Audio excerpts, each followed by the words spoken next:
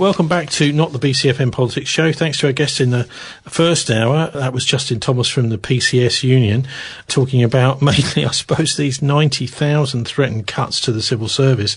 Something like 20% of all the civil servants in the country, apparently, to be booted out.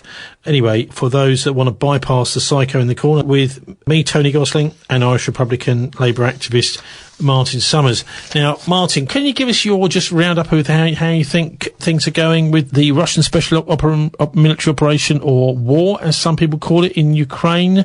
I noticed this week Biden is going to he's made a statement at the NATO summit. They seem to have NATO summits every couple of weeks now, to support Ukraine for as long as it takes, he says.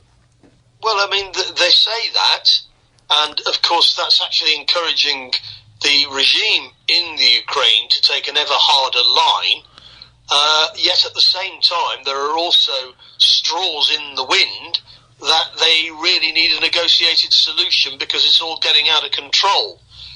It's a very dangerous situation, probably as dangerous as the Cuban Missile Crisis, but most people haven't realised how dangerous it is. I noticed also, because of the attack on the training camp in the west of Ukraine early on in the conflict, that there was certain reservations that the British have in actually training Ukrainian troops in Ukraine, that now Ukrainian troops are to receive their arms training in Britain, over here in Britain. It seems we're doing everything we can except directly engaging with the Russians. Hundreds of Ukrainian soldiers have received training inside Britain on how to use weapons provided by London, including the US-made M270 multiple rocket launcher system. The MRLS that Britain is sending Ukraine is said to have a range of about 50 miles, though they could potentially be outfitted with longer range munitions in the future. But the training has been taking place in Salisbury, southern England, for 450 troops from the Ukrainian army, Martin. Well, obviously, by doing things like that, you make a negotiated solution less possible. And of course, they're now trapped because of the extremity of the rhetoric. I mean, Boris Johnson told Zelensky that he should fight on until he'd liberated every centimetre of Ukrainian territory, supposedly, including the Crimea, which is absolutely unrealistic. And therefore, they've trapped themselves into a situation where they can't back down without looking stupid. And of course, they can't be allowed to look stupid, so they're not going to back down. The only positive thing I can see out of this is that the Russians have actually got quite a rational approach to what they're doing. They are winning, and there's no reason for them to change the formula. These Ukrainian soldiers that have been trained in Britain will go back to the Ukraine, and they will be killed, or they'll have to surrender. That's all that will happen, and it will just drag on for longer. Ultimately, the Russians are now in a position to, it'll take a while because they're not rushing. They will take what they want in the Ukraine in terms of the areas that people basically are Russian-speaking, who want to be part of new political setup, and there's virtually nothing the West can do to stop this. Ultimately, this will cause a political crisis in the West, and it'll also cause a political crisis in the West because the sanctions on Russia have done nothing to damage Russia. They've done everything possible to damage the economy in the West, in Europe in particular. There's going to be a massive crash in Europe, not in Russia, in Europe. And at that point, there really will, because most people's support for this Ukraine adventure is actually quite shallow. And when you turn around to them and say, well, actually, it means you're going to lose your job, your house, and your pension, suddenly people realise that it's all very well saying they're going to fight to the last Ukrainian, but are you going to give up your own welfare for a lost cause? Well, we've had a NATO summit, as I said. They seem to be quite regular these days. Tuesday, Wednesday, Thursday this week in Madrid. I noticed on the first day of it, Martin, we had this attack on a shopping centre in Ukraine. Our army, though, it does not attack any civilian infrastructure. Putin angrily denies he blew up the Ukrainian shopping centre, as a new video shows a Russian rocket, in inverted commas, destroying a block of flats while families slept inside, killing 3 people. So Putin has denied responsibility for a strike on a shopping centre which killed 18 people. The Russian president told reporters his forces did not attack civilian infrastructure, and it comes as a video showed a Russian missile strike a block of flats in Mykolaiv. So what do you make of this taking place on the first day of this NATO summit, Martin? Well, if you look at the Moon of Alabama website, which has got a lot of detailed analysis of this particular incident, there is actually a massive factory right next to this, what is a shopping centre, but the shopping centre has been bankrupt since 2019. It's empty. So the people that have been killed are people who have been killed in the factory, and the factory is stuffed full of Western arms that have been supplied to the Ukraine. And the Russians are basically, they're trying to avoid civilian casualties, and of course a lot of what's happened, the rocket attack on Kramatorsk railway station, that was clearly shown that was a Ukrainian rocket. And they deliberately killed Russian-speaking civilians so that they could turn around to the West and say, "Oh, the Russians are just killing people at random." But now, Martin, this is not a Ukrainian rocket. This is a Russian missile on video. On video, next door to the empty shopping centre, and the empty shopping centre then caught fire. But the people who've been killed are not civilians who were shopping in the shopping centre. The shopping centre went bankrupt in 2019. They were hitting the factory next door to it. Now, what the Ukrainians are doing, with the advice of British Special Forces... Can I just interrupt you a second? They are deliberately Martin, lying about virtually every aspect. Well, some would say you may be deliberately lying because the Russian... I'm not deliberately lying, Tony. I think there's a whole history of Western intelligence services deliberately trying to bend the narrative. The Bucha massacre. Well, okay, just a minute. But the headlines, Martin, the headlines Martin, the headlines on Euronews are Russian missiles hit a busy shopping centre. Doesn't sound like it was empty. No, that's what. But Euronews is just recycling what the Ukrainian Ministry of Defence have told them. What they should be saying is Euronews, Ukrainian Ministry of Defence are saying this, the Russians are saying that. And then people could make up their minds what was going on. But what's actually happening is that mainstream news in the West is simply recycling Ukrainian propaganda as if it were true. And there's no critical perspective being taken on any of this. And of course, as the war's progressed, it's quite clear that they've deliberately lied at every stage of the war. So, for example, they boasted that they created the Ghost of Kiev meme on social media of this brave Russian Ukrainian fighter pilot shooting down scores of Russian planes, and eventually it was obvious that this was basically a computer game, but it was actually, this is what the Ukrainian SBU with their British advisors and American advisors were doing. They created this meme, and they even boasted about creating the meme, and they're saying, well, we create these memes in order to keep morale up. Now, anybody who's listening to what the Ukrainian Ministry of Defence says about anything has got to realise that they boast about lying. They boast about lying. The Russian Ministry of Defence, on the other hand, is much more cagey. They don't say very much, but what they say, they can evidence. And ultimately, of course, the truth, it's very hard to know the truth of anything in these kind of situations, but the underlying facts on the ground is that the Russians are winning, the Ukrainians are losing, and the possibility of negotiation is disappearing because the Russians are winning so decisively that there's no need to negotiate with the other side. And that's before the end of the year, NATO is going to be comprehensively defeated in the Ukraine. And there's going to be a question why we're spending all this money on NATO when it don't do anything. Well, they do things. They do things like recruit new countries to join them, such as Finland and Sweden, Martin, this week. Yes, and the Russians shrug their shoulders at that point because it's not going to make any difference to the military balance at all. The reality is that the Russians are, in their neighbourhood, are unbeatable, just as the US is unbeatable in its own neighbourhood. If you go to somebody else's neighbourhood and pick a fight with them, you're likely to lose. And this is the problem for the West. Scott Ritter is pretty clear on all this, the ex-UN weapons inspector and US Marine. NATO simply hasn't got the capacity to put sufficient forces into Eastern Europe to take on the Russians. They would never be able to do it. Just as the Russians haven't got the capacity to invade the United States from Mexico. These are geographical facts that can't be changed. If there's a war with Iran in Iran's neighbourhood, Iran will win because it's their neighbourhood. You're trying to take on people who've been there for hundreds of years, who've trained to fight you, who know what to do. You're going to lose. what's happened in the West is since 9/11 is they've got used to just invading places, bombing places like Raqqa in Syria, and all the hospitals and wedding parties in Afghanistan and Iraq and all the rest of it.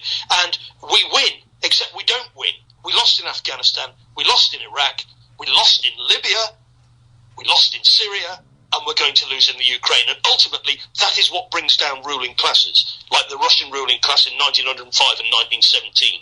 You lose your foreign wars, your credibility is ruined, and your economy is ruined, and then you're going to face revolution on your own streets. Nothing to do with the Russians. The Russians will just watch. Well, it may be that they're trying to preempt that by the cost of living crisis and the sanctions basically immediately backfiring on the British people. The sanctions that are supposed to be sanctions on Russia end up being sanctions on us, domestic Brits. Anyway, Erdogan from Turkey is saying, Martin, that Sweden and Finland's NATO bids could still be blocked if the vows are not kept, he says. Turkish President Recep Tayyip Erdogan said on Thursday that Sweden and Finland could still have their NATO bids blocked by Turkey if they don't follow a memorandum that was signed earlier in the week. Turkey lifted its objection to Sweden and Finland joining NATO after the three countries signed a 10-point agreement on Tuesday. Under the deal, the Nordic nations agreed to respond to Turkey's extradition requests, lift export controls on Turkey, and not to support Kurdish militant groups, according to including the PKK. Erdogan says if the deal is not followed, Turkish parliament will block their membership. This business will not work if we don't pass this in our parliament, he said at the final day of the NATO summit in Madrid. So obviously there are some nice little deals here being cut, and the Turks are now smiling. Not necessarily, because you may find that the PKK, which has been fighting against the Turkish government since the 1980s, and of course tens of thousands of people have died in that conflict. Diyarbakir, which is the capital of the Turkish Kurdistan, has been reduced to rubble. It looks every bit as bad and worse than what goes on in the Ukraine. And as you know, in Bristol, there's quite a strong pro-Kurdish militant sentiment amongst younger people. Some about like Anna Campbell, who went out and fought for the YPG in Syria.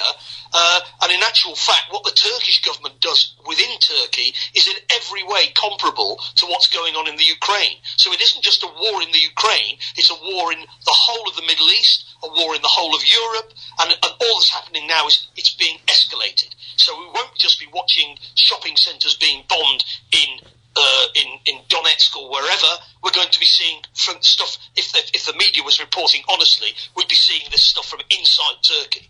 But of course, we don't see this stuff from inside Turkey because Turkey's part of NATO.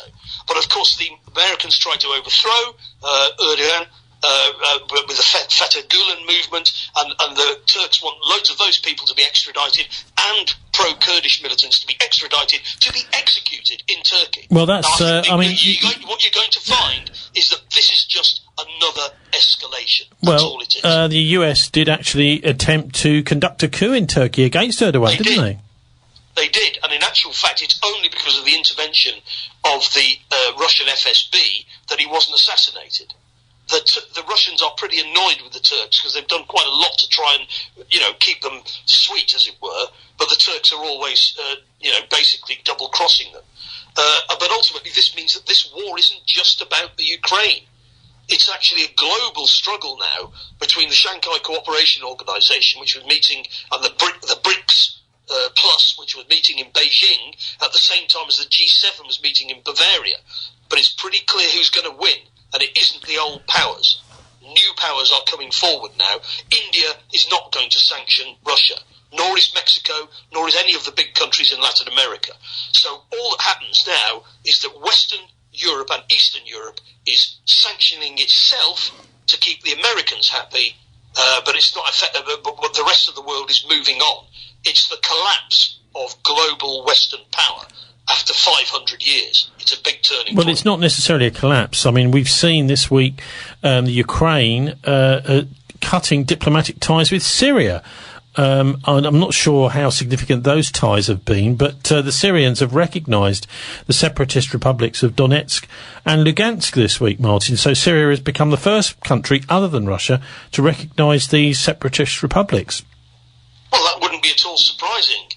as the Syrians and the Russians have been and Hezbollah and the Iranians have been fighting our attempts to overthrow the democratically elected government of Syria. There was a democratic election. We just didn't recognise it. And, of course, war has been raging on our planet ever since 9/11. And now suddenly people have woken up to the fact that it's arrived in Europe, but people have been dying every day since that tragic event. And, of course, what's ultimately going to happen is the people in the West are going to start suffering in the way that they've inflicted on everybody else. And they ain't going to like it. Lugansk, the Russians are saying it's almost completely been, as they put it, liberated now from the Ukrainian army occupation. That's one of the two, these two breakaway republics. I think it's fair to say that there's a bit further for the Russians to go in Donetsk. So how significant is it that Lugansk is now almost entirely in Russian hands? The last major obstacle was this city, Severodonetsk, which now apparently is entirely in Russian hands. Well, there's going to be a change. Ukraine is going to be partitioned, as Yugoslavia was partitioned by NATO in the 1990s. There's no way that the Ukrainians, even if NATO intervened with all of its forces, they couldn't change the situation. There's no realism in the Western political elites. People like Liz Truss and others talking about we're going to fight on forever until we get, we don't even count the cost when it's a matter of principle. Well, it's a matter of principle for the Kurds to have an independent state in Turkey. It's a matter of principle for the Nagorno-Karabakh people not to be part of Azerbaijan. It's a matter of principle that people in Kashmir don't want to be part of India. It's a matter of principle. There's matters of principle all over the world, and people are dying for those matters of principle. And if people in this country really want to go down that road, then they can go down that road. But they will find that they will be dying too if they carry on the way they're going. So the last town left in Lugansk that the Ukrainian army still just about control is Lysychansk. That's the last one we'll probably be hearing in the next few days or weeks that's fallen. What about the other breakaway Republic of Donetsk, Martin, though? Because this may be a tougher nut to crack, and it may be the end of the year. Do you think? Can you give us an idea of how long do you think it'll take? It's silly to try and speculate how long it's going to take. I'll say this: the Russians aren't in a rush. There's no rush, and they were saying they're losing. They thought they were going to win in 3 days. It's quite clear that what they're doing, they didn't plan to win in 3 days. And the reason it's taking so long, as it took so long in Syria, is they're not just flattening everything. When the Americans go into a place, they just flatten everything, kill everybody, like in Fallujah, like in Raqqa. That's what they do. But the Russians aren't doing that. They're basically killing the military opposition they face. They're trying to get them to surrender if possible, and they're trying to minimise damage to the civilian infrastructure and civilians because they want to take it over. They don't want to smash the place up. They want to run it. And that's going to take a while. And in Syria, well, that's not happening. Martin. Pockets, that's not happening. And then negotiate with them to try and get them out without a fight. What you're saying that's is the way you do it. What you're saying is not happening in Mykolaiv, is it? On Wednesday, when the shopping centre was hit. No. Well, which shopping centre were we talking about? The one that was by the factory, or Mykolaiv is down towards Odessa, so that's a different shopping centre. Mykolaiv, it's called. In Odessa, is they're saying that they've hit various, apartment blocks and so on. Now, there's evidence to suggest that the Ukrainians, especially in the East Ukraine, where you've got largely Russian-speaking population, and that's what happened at Kramatorsk railway station, because there's a picture of the Tochka-U missile, which must have been a Ukrainian missile, because the Russians don't use those missiles. They deliberately kill Russian-speaking civilians, blame the Russians, and of course they're being advised to do this by British military psychological warfare officers. And don't forget NATO, with Gladio and all the rest of it, people who are long listeners to this programme will know all about the history of that. They have been manipulating Western public opinion through the use of terrorism for decades, and they're doing it now. The problem is that when you're fighting a truly formidable enemy like the Russian state, you're not going to win just by telling lies and killing people in false flag attacks. Okay, but the UK, Martin, isn't decided by the UK Foreign Secretary Liz Truss at the NATO summit said that NATO needed to ensure a Russian invasion of a sovereign nation could not be repeated. say that, but there's nothing they can do about it. There's nothing they can do about it. They can huff and they can puff. The fact is that as far as the Russians are concerned, Donetsk and Luhansk voted 80% plus to secede from the Ukraine. And they could have taken it at that time. They chose not to because they thought, let's negotiate. Let's not fight to the finish. Let's negotiate. But if the West doesn't want to negotiate, then the Russians just say, fine, don't negotiate with us. We're just going to take what the people here want us to do. There's massive support for this inside Russia. They get a completely different version of events from the one we're getting. And you say, well, that's a load of lies in Russia. What makes you presume it's a load of truth on our side of the fence? What we ought to be hearing is both sides putting their case, and we should be interrogating who's winning and who's losing. But we're not. We're being fed a load of war propaganda by our own side. But ultimately, of course, it's a war propaganda for a war we cannot possibly win. And the longer we carry on fighting it, the bigger the defeat is going to be. And eventually, of course, that's going to be decisive in the West. There's going to be a change of political leadership. Other people are going to come forward in places like Germany and say, look, this is madness. We can't go on like this. But first of all, people have got to suffer. Because at the moment they're still under the impression this is all happening on the television, it won't affect them. When the winter comes in Germany and people are put on rationing and the heating is cut and they lose their jobs, they'll suddenly realise what's at stake. And do they really want their whole economy and society ruined for a lost cause? They can't win. Well, NATO if you're going to go to war with people, you've got to have a plan to win. It's not just saying, I want to fight. The question is, how can you win? And I think that's the problem with the West has just got presumed that they have got military superiority. That's gone. They had military superiority over Saddam Hussein. They had military superiority over Gaddafi.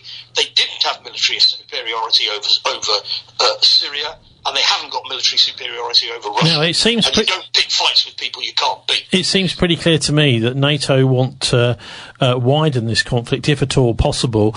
How do you think they might do that in the future? Well, what's the danger here is that all of these conflicts across the Middle East and into the Central Asia... Well, I'm just talking specifically, Martin. I'm talking specifically about in Ukraine, because the Russians seem to be pursuing their goals to take these two breakaway republics off the hands of Zelensky and the Ukrainian army, and they may well achieve that by the end of the year. Surely there's a limited time in which, if the NATO wants to escalate this crisis, that they're going to have to intervene and do something to make to actually draw more NATO countries at higher levels into this fight, because the Ukrainian army can't do it on their own. Well, even if NATO was to mobilise all of its resources and declare war on Russia, they would be beaten, and that's one of the reasons why they haven't done it. It's just idiotic. Just as if Russia and Mexico were to decide we're going to invade the United States, they would be beaten. So there's no point setting yourself unrealistic goals. Realpolitik isn't just about power politics, that's Machtpolitik. Realpolitik means facing the fact the majority of people in Luhansk and Donetsk voted 80% plus to secede from the Ukraine. The majority of the people in Kurdistan in Turkey don't want to be part of Turkey. Syria wants the Golan Heights back. They don't belong to Israel. The people in Palestine do not accept the existence of the Israeli state. It's an illegitimate state. And therefore, war takes place. What could ultimately happen, of course, is that the Russian army, with the Syrian army, could drive the Israelis back to the Green Line of 1948. And if the Israelis didn't like that, they could always go back to where they came from in the first place, the citizens who didn't want to live in that smaller state, which, of course, would also be economically ruined.